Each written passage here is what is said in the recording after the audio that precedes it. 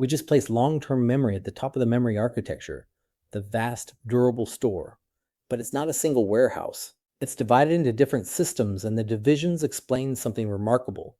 A person can lose one kind of memory completely, while another stays perfectly intact. The first great divide is between explicit and implicit memory.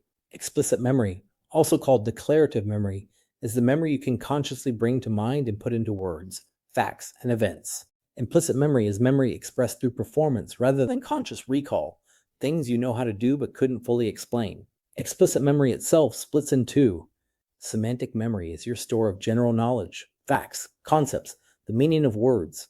You know the capital of France and that a year has 12 months without remembering where or when you learned it. Episodic memory is memory for personally experienced events, tied to a time and place, your first day of school, what you did last weekend.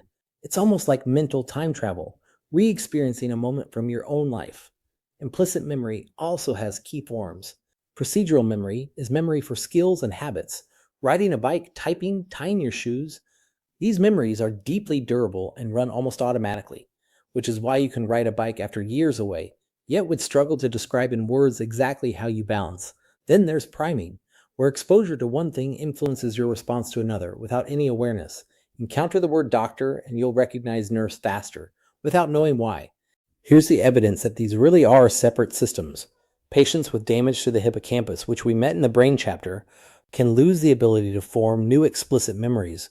They can't remember meeting you a minute ago, yet they can still learn new motor skills, getting measurably better at a task while sincerely insisting they've never done it before. The explicit system is broken. The implicit procedural system is fine. They run on different brain machinery. This is why understanding memory structure isn't academic hair-splitting. It explains why you can forget a fact you studied last night, yet never forget how to swim, and why memory disorders strike some abilities while sparing others. So we know the architecture and the systems. The practical question is how to get information into long-term memory so it actually stays, and that's the art and science of encoding, where we head next.